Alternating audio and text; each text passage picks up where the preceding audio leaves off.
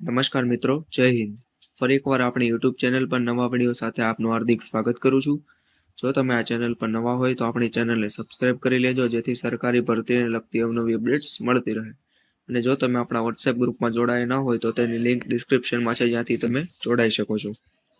તો મિત્રો, આજના વિડીયોમાં જે આંગણવાડી ભરતી 2023-24ના મેરિટ લિસ્ટમાં ઉંમર, જાતિ તેમજ અન્ય બાબતોમાં મોટા પ્રમાણમાં કૌભાંડના આક્ષેપો થયા છે તેની વાત કરીશું.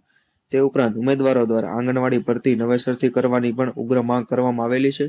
તે ઉપરાંત વિવિધ સમિતિઓએ પણ આંગણવાડી ભરતીની ગેરરીતિઓ દૂર કરવા અથવા ભરતી નવેસરથી કરવાની માંગ કરેલી છે. તો સંપૂર્ણ આર્ટિકલ સમજશું આ વિડીયોમાં. ચાલો મિત્રો, વિડીયો શરૂ કરીએ. તો મિત્રો, વાત કરવામાં આવે તો અરવલ્લી જિલ્લા કોંગ્રેસ સમિતિ દ્વારા આંગણવાડીમાં થયેલી ભરતી પ્રક્રિયામાં અરજદારોને અન્યાય થયો હોવાનો આક્ષેપ કરીને ભરતી પ્રક્રિયા રદ કરવાની માંગણી કરી હતી.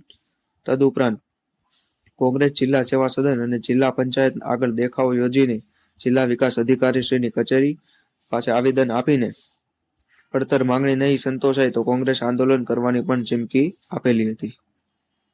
તે ઉપરાંત આંગણવાડી ભરતી પ્રક્રિયામાં અરજદારોને એક પછી એક ગેરરીતિના આક્ષેપ કરી રહ્યા છે અને અનેકવાર અરજદારોએ વિપક્ષ આગેવાનોને રજૂઆત કરેલી છે, છતાં અધિકારીઓએ કોઈ નિર્ણય લીધેલા નથી. તે ઉપરાંત કઈ બેદરકારી સામે આવી છે તેની વાત કરવામાં આવે તો એક ઉમેદવારે પરિણીત હોવા છતાં અરજીમાં અપરિણીત દર્શાવ્યું છે, તો બીજી ઉમેદવારે એક જ નામના બે અલગ અલગ જ્ઞાતિ દર્શાવી ફોર્મ ભર્યાના આક્ષેપો ઉઠવા પામ્યા છે. તે ઉપરાંત જિલ્લા ICDSએ પહેલા બહાર પાડેલ મેરિટ યાદીમાં SC પાસ થયા છે, જ્યારે બીજી યાદીમાં ST પાસ થયું છે. અરવલ્લી જિલ્લા વહીવટી તંત્ર પાસે સતત ઉઠતા ભ્રષ્ટાચાર આક્ષેપો છતાં નક્કર પગલાં લેવામાં આવતા નથી.